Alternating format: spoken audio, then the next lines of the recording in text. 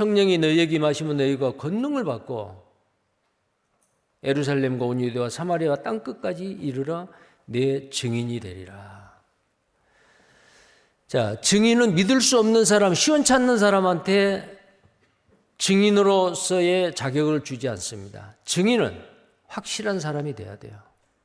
예수 그리스도의 죽음과 부활하심을 믿고 확실하게 구원받은 사람, 거듭난 사람, 천국의 소망이 확실한 사람, 그 사람에게 주님은 지금도 증인의 사명을 맡기는 겁니다.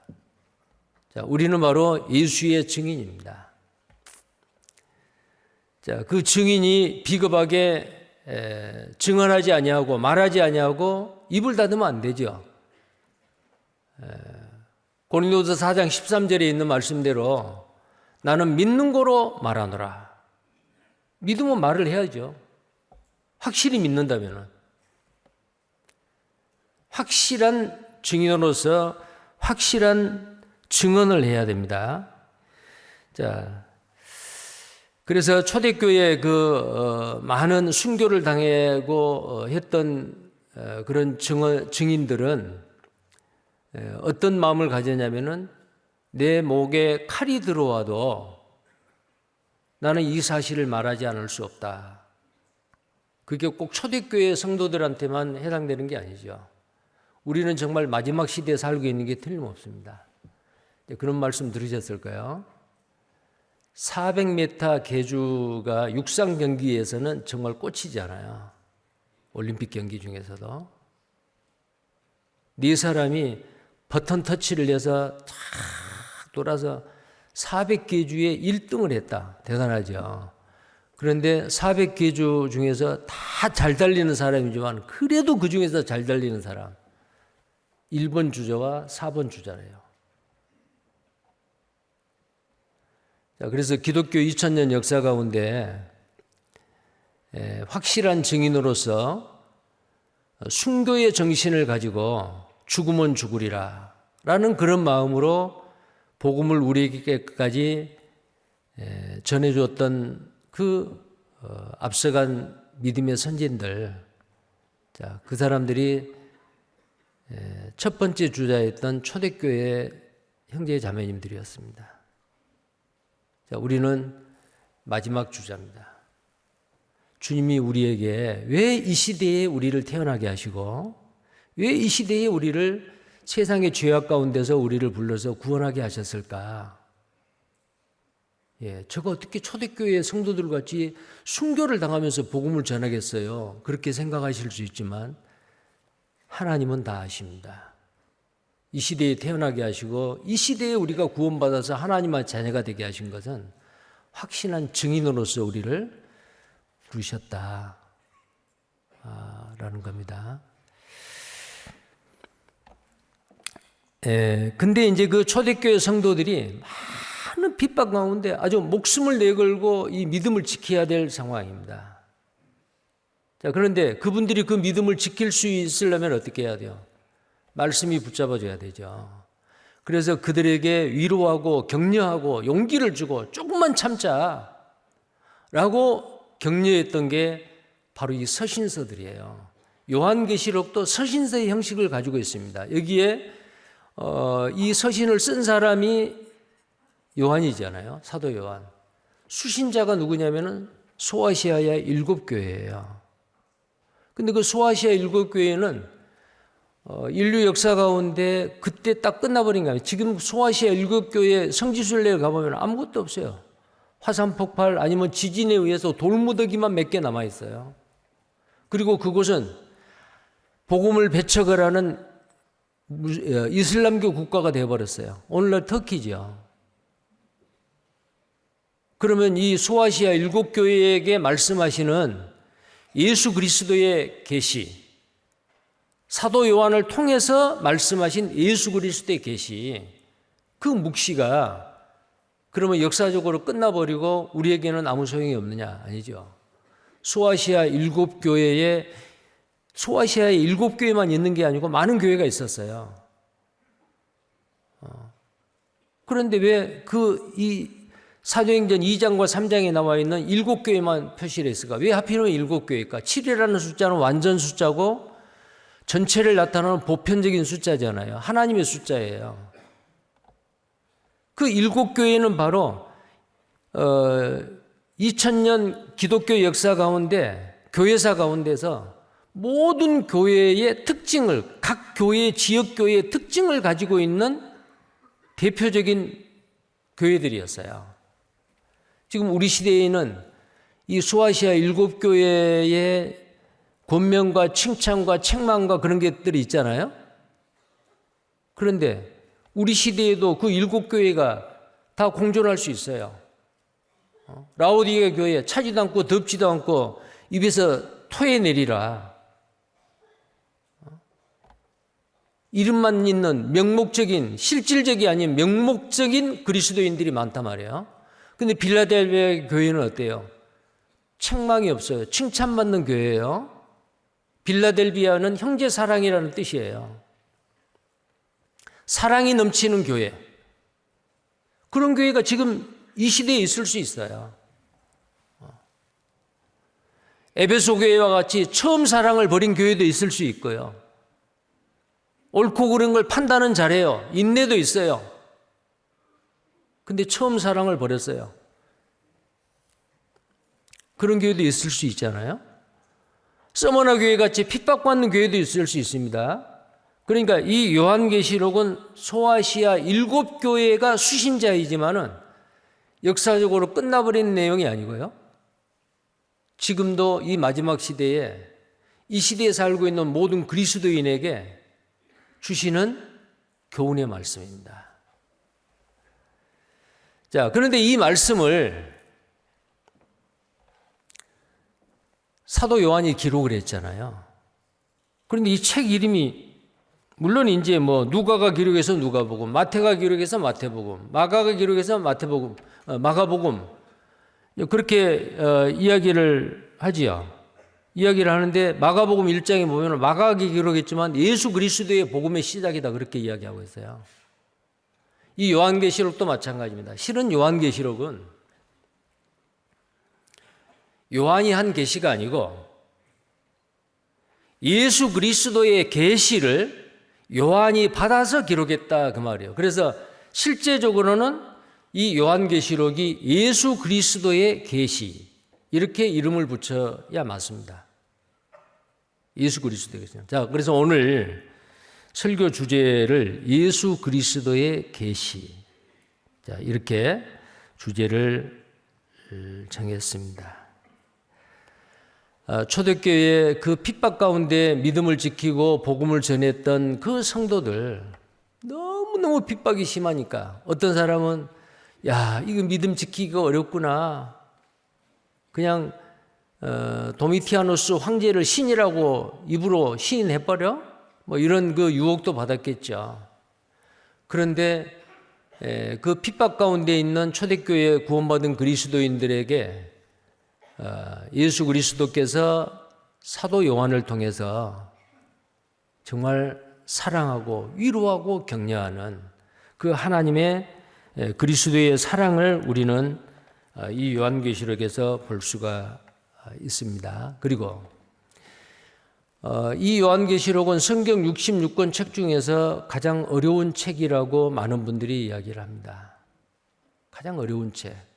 그래서 요한계시록을 공부한다, 요한계시록을 즐겨 읽는다 그러면은 마치 세경을 보고 이단 아닌가 이렇게 보는 사람들도 특히 그 기성 기독교 교단들에서 그렇게 보고 있습니다. 또 구약에서 어려운 책은 뭐예요? 건너뛰고 싶은 책, 구약에서. 무슨 책요? 레위기서요. 신약에서는 그냥 끝까지 안 읽고 다시 마태복음으로 돌아오고 싶은 책이 요한계시록. 정말 어려운 책이에요. 그런데 그럼 어려운 책이라고 덮어놓고 다른 책만, 다른 성경만 읽고 우리가 읽고 그 다음에 듣고 행해야 되느냐? 그게 아니거든요. 왜 하나님이 요한계시록을 주셨느냐? 아까도 말했어요. 핍박받고 있는 그 초대교회 소아시아 7교회 그 성도들, 초대교회 그 성도들에게 위로와 용기와 권면과 정말 소망을 주시기 위해서 이 말씀을 기록을 했는데, 그것도 있지만 더 중요한 게 있습니다. 이 요한계시록은 복을 받는 책이에요. 복 받는 책. 이 복에 대해서 7가지를 이야기하는 거, 지난 1월 22일 날 이 요한계시록 기억나세요? 아마 다 잊어버렸을 거예요. 복습을 좀 하겠습니다. 이 요한계시록 다시 봅니다. 1장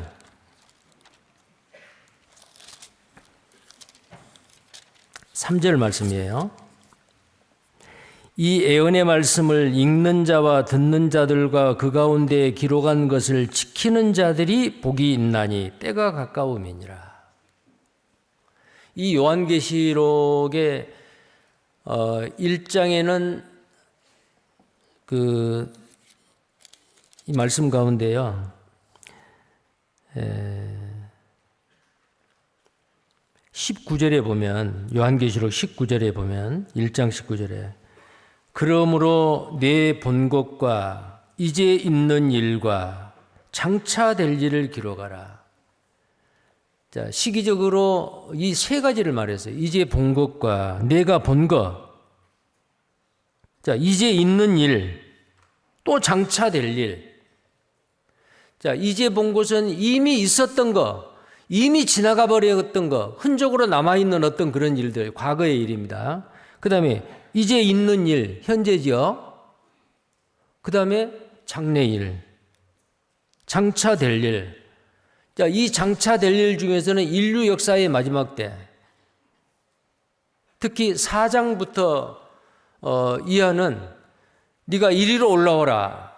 사도 요한이 밤모섬에서 이제 아주 주님의 도우심으로 끌어올려서 천상에 있는 그 일들을 보여주는 거예요. 천상에 있는 일들을. 그래서 4장, 5장에는 이제 있는 일들을 보는 거예요. 천상에서 구원받은 그리스도인이 있고 24장로가 있고 이제 이런 모습들을 보여주는 거예요. 그리고 이제 6장, 7장에서 21장까지는 이제 7년 환란 때 일어날 일들.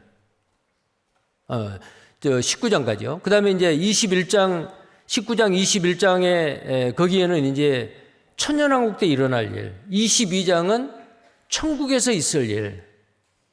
그러니까 인류 역사에 이 기록된 이 시점부터 미래에 있을 인류의 역사, 마지막 천국의 그 모습까지도 쫙 보여주시는 거예요. 이 사도 요한에게. 그런데 아까 3절에 그랬잖아요. 이 말씀을 읽는 자와 듣는 자와 지키는 자가 복이 있다. 물론 성경 전체도 해당되지만은 여기에 아까 그 3절에 말씀한 이 애언의 말씀입니다. 이 애언의 말씀이 뭐예요? 이 요한계시록이요. 요한계시록을 읽는 자와 듣는 자들과 지키는 자들이 복이 있다. 물론 우리말에는 읽는 자, 듣는 자들, 지키는 자들 복이 있다 그랬죠. 읽는 자는 단수입니다. 물론 이것은 그때 초대교회 당시에 지금까지 성경이 이렇게 많이 인쇄가 돼서 많이 배부가 되지 아니하고 양피지에다가 기록을 해가지고 기록된 이 말씀을 한 사람이 회중 가운데 일어서서 읽어요. 그러면 그 말씀을 들어요. 듣는 사람들은 많지요. 그래서 듣는 자들은 어때요? 그 말씀대로 이제 삶 가운데서 믿음으로 순종하고 행하고 살아야 되죠. 자, 이런 사람들이 복이 있다. 근데 읽어요. 듣고 배워요. 근데 지키지는 않아요. 그게 무슨 복이겠어요? 자, 그러려면은 이 말씀을 삶 가운데서 적용하고 지키고 순종하려면은 이 애언의 말씀을 알아야 되잖아요. 근데 어렵기 때문에 덮어놨다? 하나님 우리에게 약속하신 그 복을 받을 수가 없는 거예요. 그러니까 이 요한계시록은 복 받는 책입니다. 구원받은 그리스도인이. 그러니까 이거 어렵다고 덮으면 안 돼요. 자, 그래서 지금 강주교에서 어제 토요일 날도 양상용 목사님이 요한계시록 2장 3장 강의했잖아요. 좀 많은 사람들이 이 요한계시록을 앞으로 좀 사랑했으면 좋겠어요. 요한계시록을 어렵다고만 생각하지 마시고 구원받은 그리스도인은 이게 난해한 책이기는 하지만 전혀 이해 불가능한 책은 아니에요. 하나님이 우리에게 복을 주시기 위해서 이 요한계시록을 기록하고 읽는 자와 듣는 자들과 지키는 자들이 복이 있다고 했는데 만약에 읽지도 않고 배우지도 않고 그럼 어떻게 지키겠어요? 모르는데. 자, 그 다음에 요한계시록 22장을 보시겠습니다.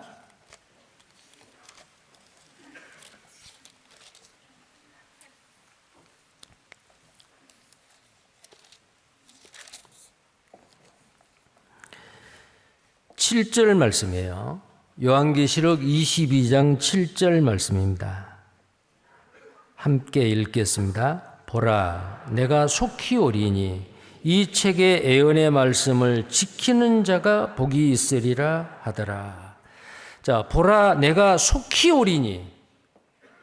자, 2000년 전에 사도 요한이 반복섬에서 이 계시를 받을 때, 예수 그리스도의 계시를 받고 기록했을 때보다 지금은 2000년이 더 가까워졌어요. 자, 초대교회 당시에 이 요한계시록을 읽고 듣는 사람들이 주님이 속히 오신데, 곧 오신데 조금만 참으면은 이 박해를 조금만 참으면 주님을 만날 수가 있어. 주님 앞에 가. 주님이 곧 오셔. 그런데 안 오신 거예요. 곧 오신다 그랬는데 주님이 안 오시네? 그래가지고 어떤 그 교회사 가운데 어떤 사람들은 그냥 세상으로 가고 믿음을 끝까지 지키지 못하고 그런 사람도 있었단 말이에요. 왜 그럴까요? 이 시간이라는 것은 하나님에게는 시간이 없어요. 하나님에게는 과거도 없고 현재도 없고 미래도 없어요. 시간과 공간의 제약 가운데 살고 있는 우리 사람에게 과거도 있고 현재도 있고 미래도 있지, 하나님에게는 하나님은 알파와 오메가요. 시작과 끝이요. 하나님은 어제나 오늘이나, 예수 그리스도는 어제나 오늘이나 동일하신 분이요. 베드로서 3장에 보면은 하나님이 당장 심판하지 아니하시고 길이 참으신 이유가 뭐냐면 한 사람도 멸망받지 않기 위해서. 하나님은 천년이 하루같이, 지나간 천년이 밤의 한 경점 같은 이이다. 시편 90편에도 그렇게 말씀하셨잖아요.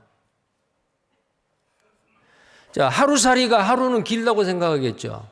우리는 어때요? 금방이죠. 우리가 1000년, 2000년이라고 하는 것은 정말 긴 세월입니다. 그러나 하나님이 봤을 때는 눈 깜빡할 사이요. 그러니까 하나님은 여기에 예수 그리스도가 사도 요한에게 말씀하시기를 속히 오리라. 하나님에게는 잠깐이라 그 말이에요. 근데 이 말이 우리에게 어때야 돼요? 드디어 오시네. 할아버지 때부터 주님 오신다는데 아직 안 오시네. 성경 이게 믿을 수 없겠네. 그러면 안 됩니다. 우리는 인간의 관점에서의 시간을 보면 안 되고 하나님의 관점에서 시간을 보셔야 돼요. 오늘이라도 주님 오실 수 있어요? 전혀 문제가 안 됩니다. 내일이라도 오실 수 있어요? 그럼 시간 속에 살고 있는 우리는 어때요? 하루하루를 오늘도 주님이 오실 수가 있고 내일도 주님이 오실 수도 있고 금년 안에 주님이 오실 수 있어요. 자, 그런 마음으로 이 말씀을 붙잡고 사는 사람은 기독교 2000년 역사 가운데 항상 깨어있는 사람들입니다.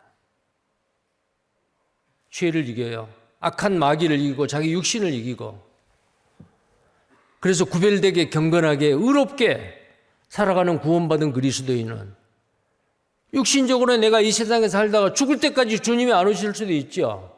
그러나 주님이 오늘이라도 오시고 내일이라도 오신다라는 하나님의 관점에서의 시간을 보고 사는 사람은 절대로 손해보지 않습니다.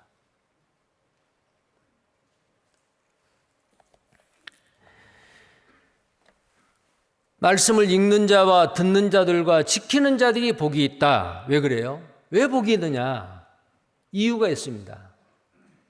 그 헬라 말에 이제 복이 있다라고 1장 아까 3절에요. 이런 사람들이 복이 있다 해놓고 그 다음에 뭐라고 되어 있냐면은 때가 가까움이라. 그리 되어 있어요. 1장 3절 보세요.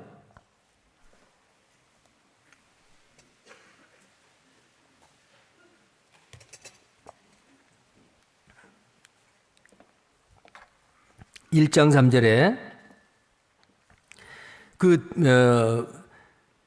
지키는 자들이 복이 있다 이렇게 해놓고 때가 가까움이라. 자, 우리말에는 번역이 안 됐습니다. 근데 헬라어 그 원어에는 가르라는 그 접속사가 있어요. 가르. 이 가르가 뭐냐면은 때문에 그 말이요. 왜 읽는 자와 듣는 자들과 지키는 자들이 복이 있느냐? 그 이유는 때가 가깝기 때문에 그렇다. 주님 오실 날이 가깝다 그 말이요. 주님 오실 날이 가깝기 때문에 우리는 말씀을 읽고 듣고 지켜야 된다. 그런 사람이 복이 있다. 이렇게 말씀을 하고 있습니다.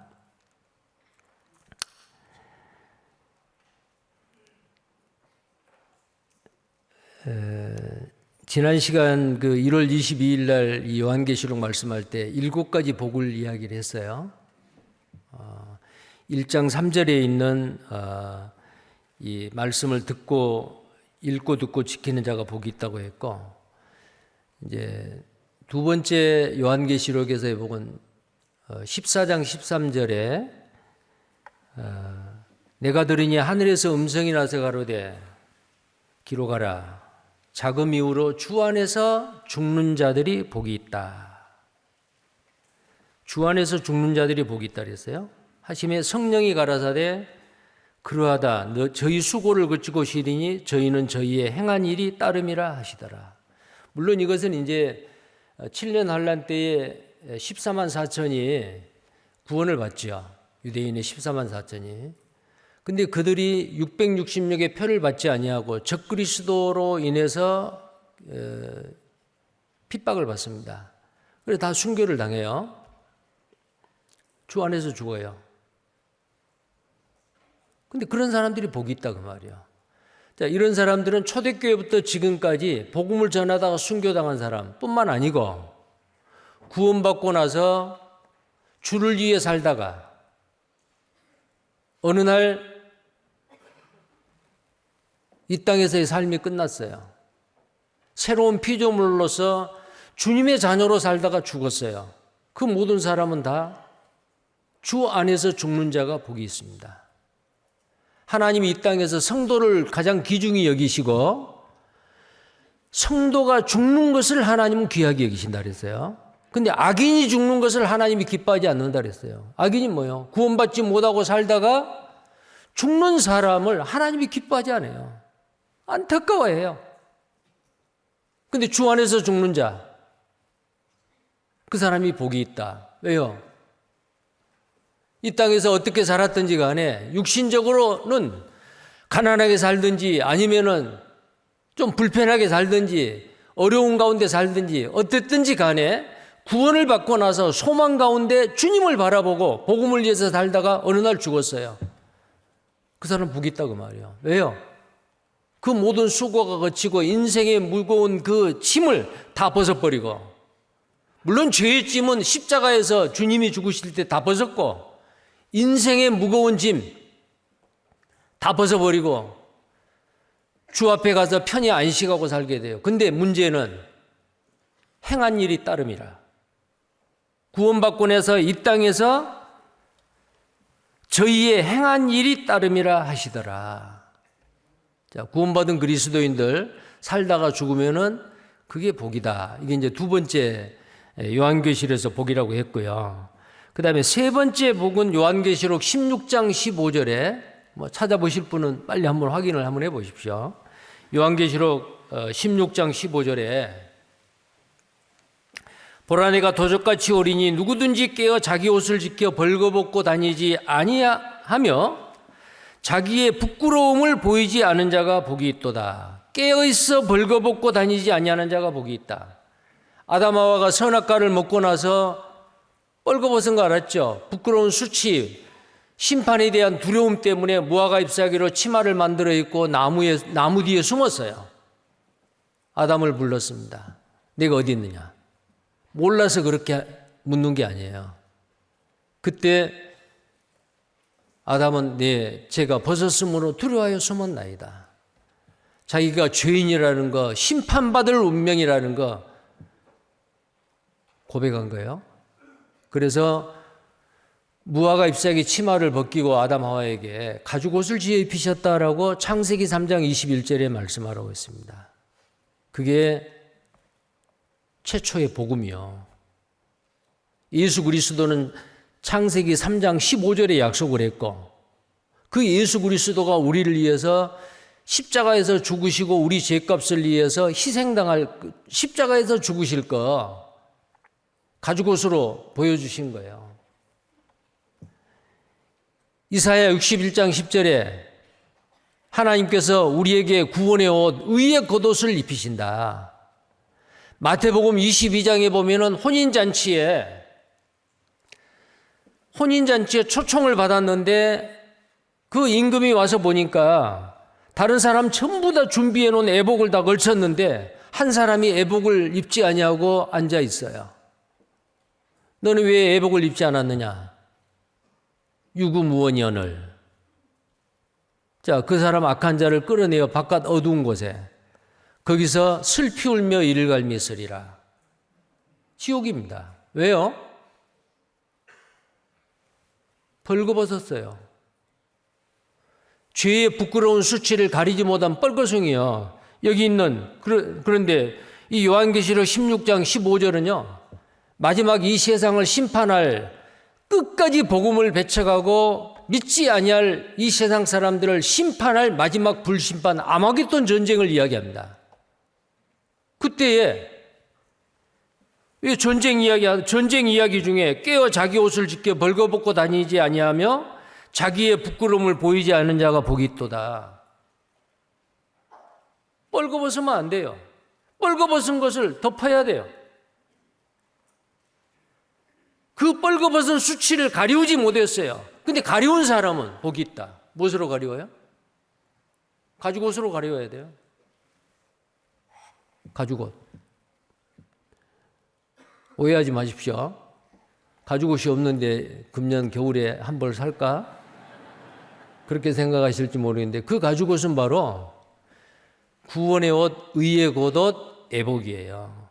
그리고 갈라디아서 3장 27절에 누구든지 그리스도와 합하여 세례를 침례를 받는 자는 그리스도로 옷 입었느니라.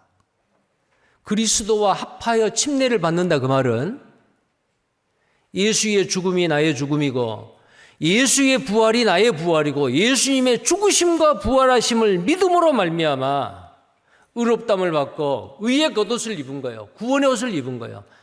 그리스도와 합하여 침례를 받은 자는 그리스도로 옷 입었다 그 말은 그리스도가 그 의로우신 그리스도가 예수 그리스도가 나의 옷이 되어줬다 그 말이요.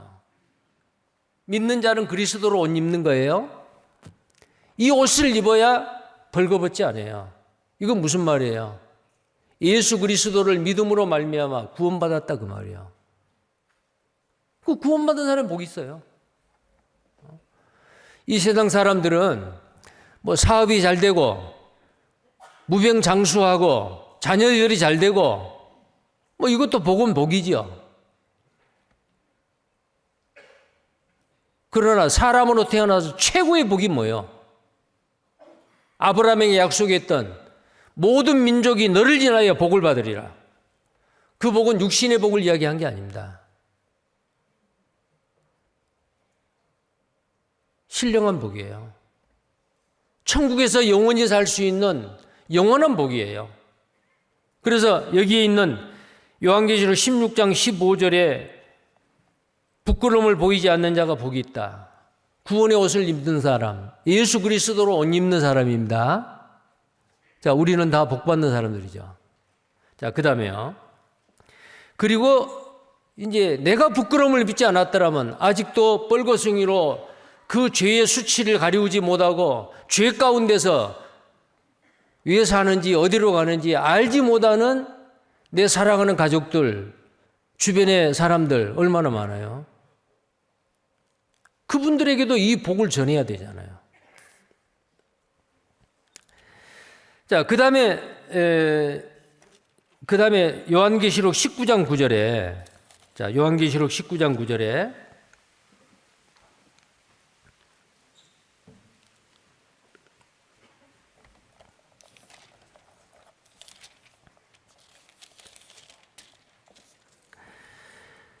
천사가 내게 말하기를 기록하라. 어린 양의 혼인잔치에 청함을 입은 자들이 복이 있도다 하고 또 내게 말하되 이것은 하나님의 참되신 말씀이라 하기로.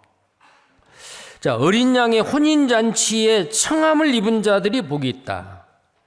단순히 어린 양의 혼인잔치 7년 환란 전에 예수님이 공중재림할 때에 주 안에서 죽은 자들이 먼저 일어나고 우리 살아있는 자도 호련히 변화하여 구름 속에 끌어올려 공중에서 주를 영접하리라.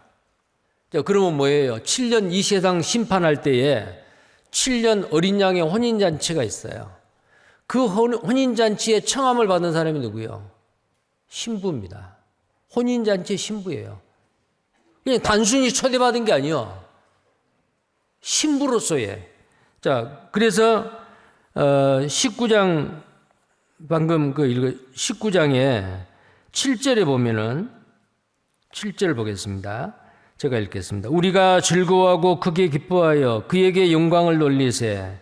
어린 양의 혼인 기약이 이르렀고 그 아내가 예비하였으니 그에게 허락하사 빛나고 깨끗한 세마포를 입게 하셨은즉 이 세마포는 성도들의 옳은 행실이로다. 어린 양의 혼인잔치에 신랑은 예수 그리스도, 우리를 구원하신 예수 그리스도죠. 어린 양, 그분이 바로 예수 그리스도잖아요. 그리고 그 어린 양의 아내가 예비되었다. 그 아내가 누구요? 구원받은 모든 그리스도인들이요. 그런데 그 혼인잔치에 청함을 받고 이제 갔어요. 그 신랑 앞에 갔어요. 그런데 각 개인별로는 어때요? 어떤 사람은 깨끗한 세마포를 입고 주님 앞에 영광스러운 모습으로 서게 됩니다. 근데 어떤 사람은 불 가운데 얻는 구원과 같이 또 그런 사람도 있을 수 있어요. 이게 성경에 그대로 나와 있거든요. 고린도전서 3장에 보면은 구원을 얻되 불 가운데서 얻는 구원과 같다. 마치 소돔 고모라에서 겨우 빠져나왔는데 부끄러운 가운데서 서야 될 그 롯과 같이 말이요. 금으로 집을 짓는 자, 금과 은과 보석으로 집을 짓는 자가 있고 나무나 짚이나 풀로 집을 짓는 자가 있어요. 근데 그 집은 어디다 짓느냐? 모래 위에 짓는 게 아니에요.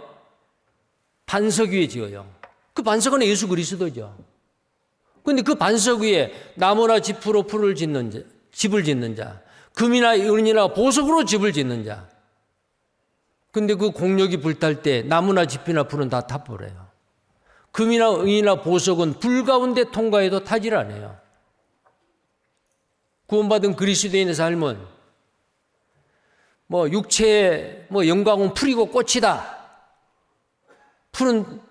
꽃은 떨어지고 풀은 마르고 이게 뭐예요? 이게 육신이에요, 육신. 우리의 육신이요. 구원을 받기는 받았는데 주님을 위해 살지 않냐고 자기 육신을 위해 살았다. 그 나무나 짚이나 풀이죠. 근데 금이나 보석은 뭐예요? 금은 영광입니다. 하나님의 영광을 위해서. 은은 구속이요. 보석은 바로 구원받은 그리스도인들이요. 하나님의 영광을 위해서 구속의 은혜를 전하고 교회를 통해서 개인을 통해서 죽어가는 영혼들이 살아나서 하나님을 경외하는 보석과 같은 자들, 특별한 소유가 됐다. 복음을 전하고 다른 사람의 영혼을 건지는 일과 상관없는 일을 이 세상에서 열심히 했다. 주님 앞에 가면은 나무나 짚이나 풀이란 말이에요. 미국의 어떤 사람이 우리가 그 골로새서 3장에 보면은 땅의 것을 생각하지 말고 위의 것을 생각하라.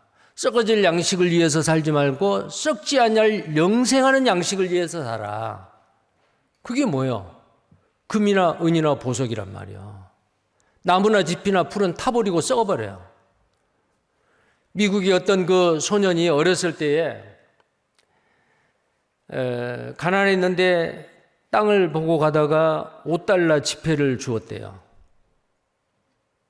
행제를 한 거죠. 그때는 이제 환율이 높아서 그런지 아무튼 굉장히 많은 돈인데, 그래서 그 뒤부터는 맨날 땅만 쳐다보고 다닌 거예요.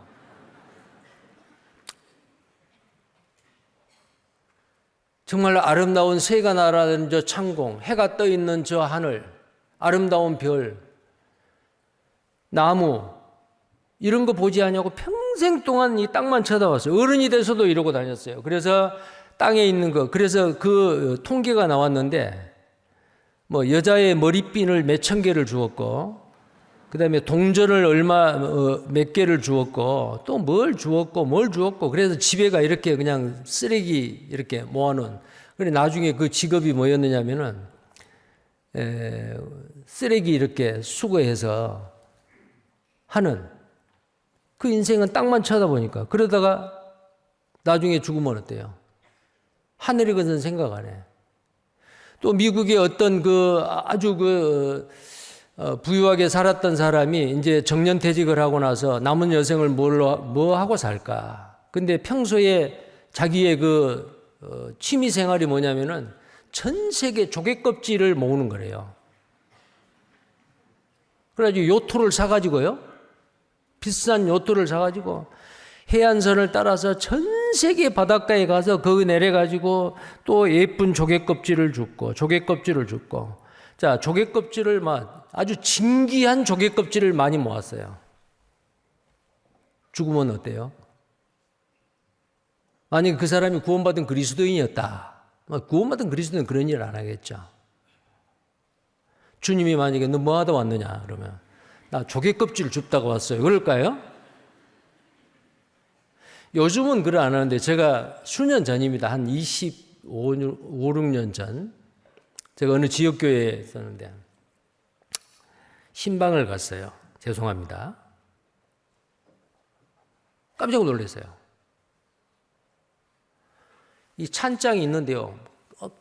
큰 찬장이 그냥 안방으로 여러 개가 있어요. 그리고 보니까 새카만 것이 다 들어 앉아 있어요. 수석이요. 거기다가 비싼 콜드 크림도 바르고 뭣도 바르고 그래서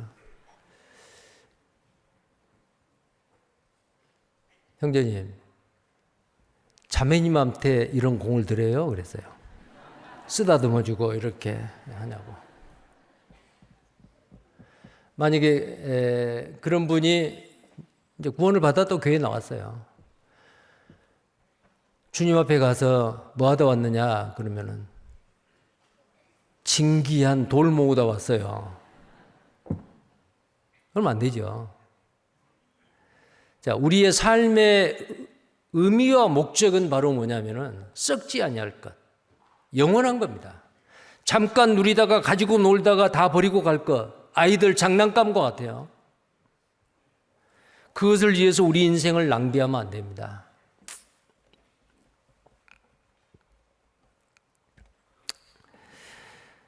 자, 그래서 우리가 주님 앞에 갔을 때에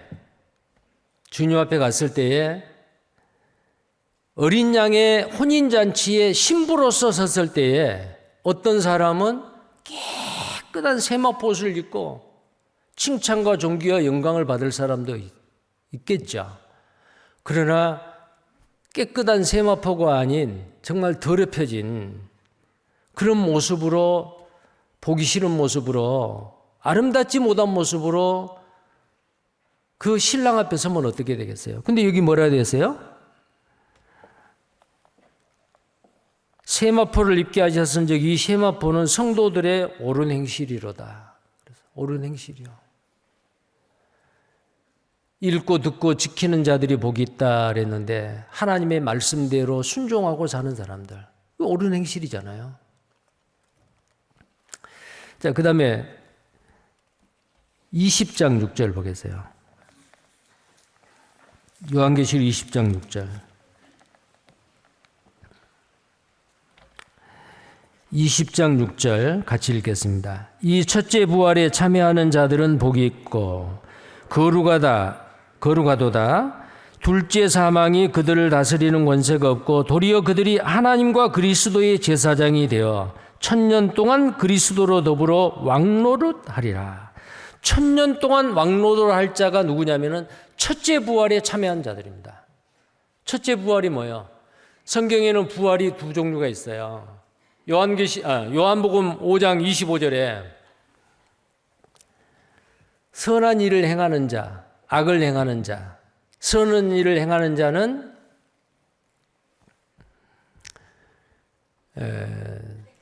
부활이 있는데 그게 이제 첫째 부활이거든요. 의의 부활이고 의인의 부활이고요.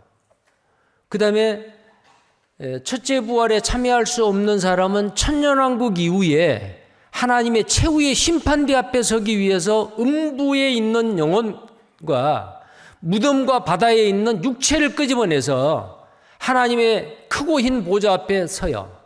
그때 살려내요. 육체를 살리고 영혼을 끄집어내서. 그게 심판의 부활이요. 그게 둘째 부활이요. 그래서 부활은 두 종류가 있어요. 의인의 부활이 있고 악인이 부활해서 심판을 받는 심판의 부활이 있어요.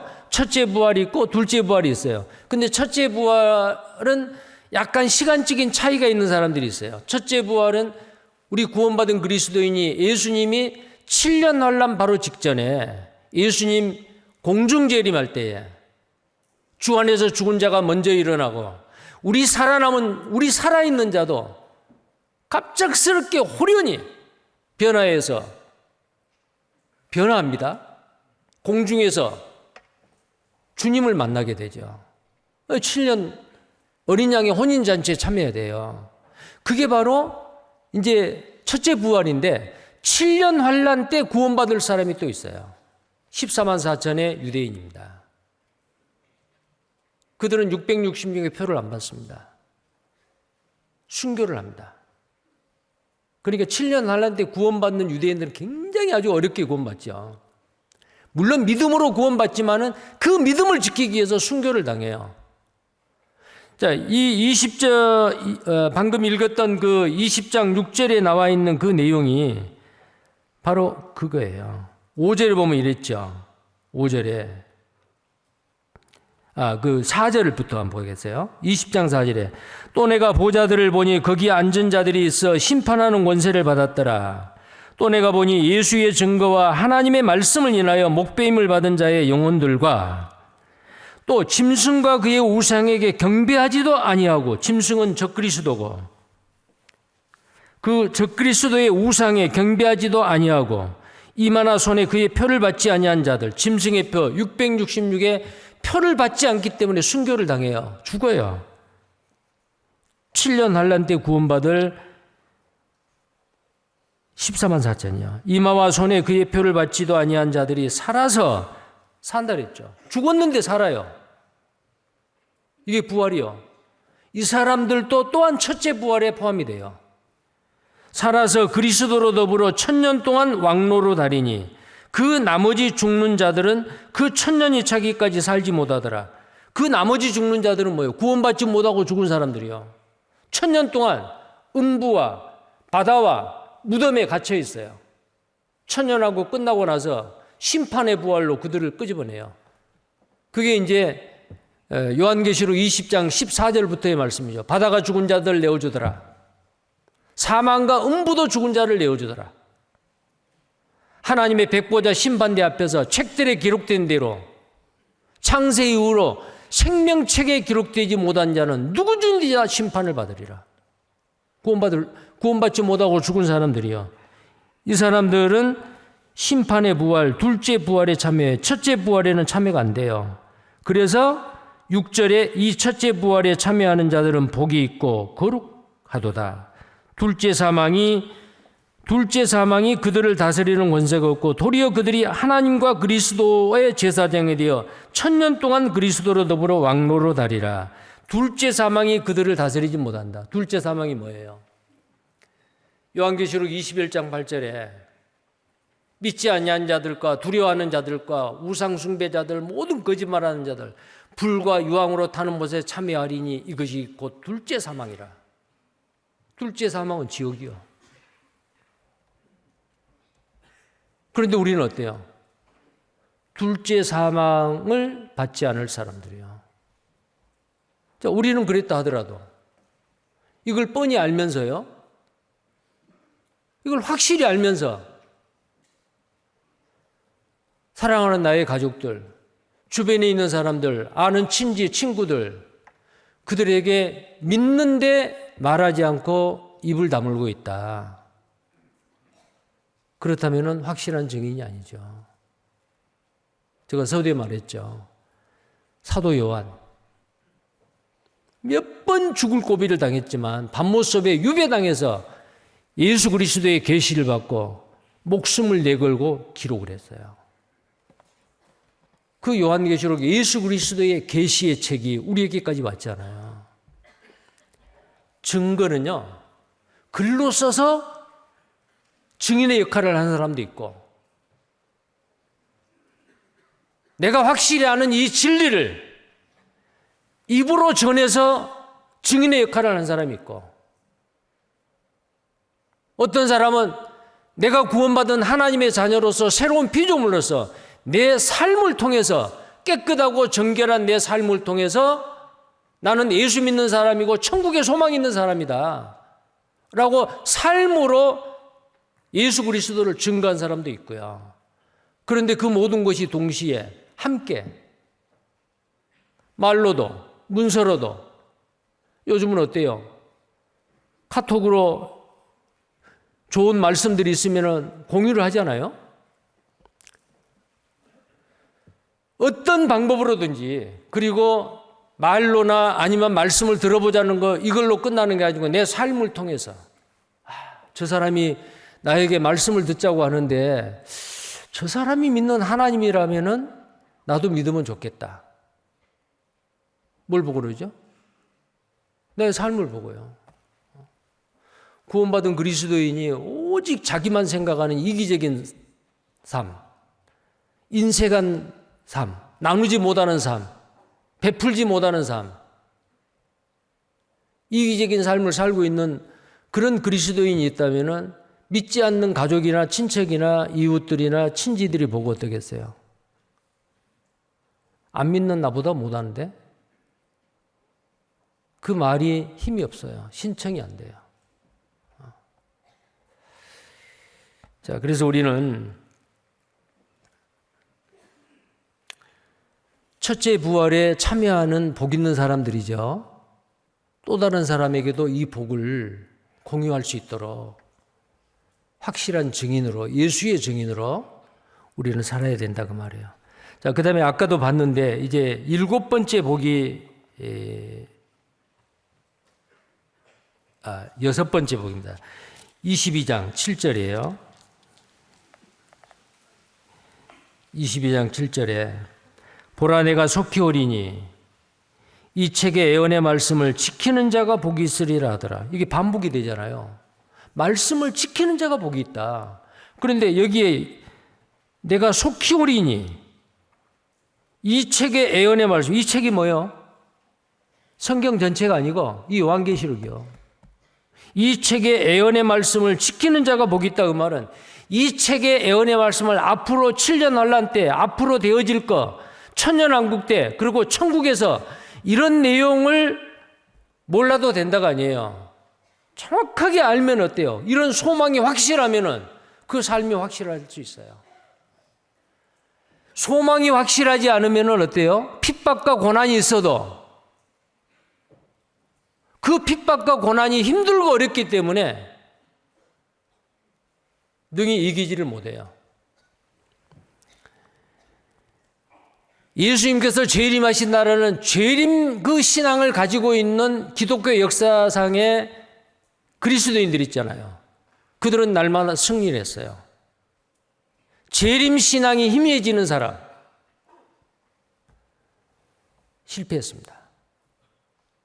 주님이 곧 오십니다. 속히 오십니다. 우리에게 약속한 그 천국은 확실합니다.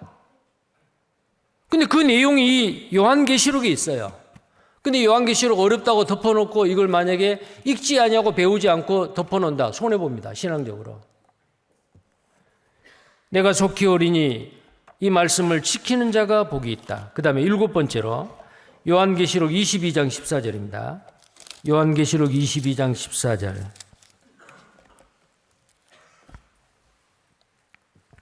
14절 말씀 같이 읽겠습니다.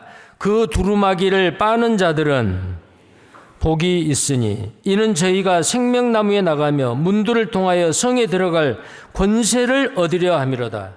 자, 요한계시록 22장은 수정같이 맑은 생명수의 강을 내게 보이고 하나님과 어린 양의 보좌로부터 그 생명수 강물이 나오고 길 가운데 흐르고 강 좌우에 생명나무가 12날 계속해서 새로운 과일이 맺고 영원히 죽음이 없고 늙는 일도 없고 아픈 일도 없고 실증난 일도 없는 천국에 대해서 요한계시록 22장에서 말씀하고 있습니다.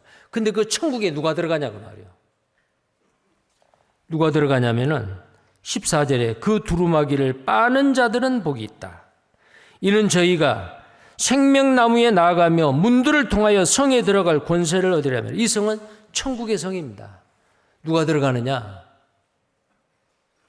여기 나와 있는 대로 두루마기를 빠는 자들이요. 뭘로 빨아요? 잿물로도 빨아지지 아니하고 아무리 강력한 세제도 빨아지지 않아요. 예수 그리스도의 보혈의 피가 아니고는 안 빨아져요.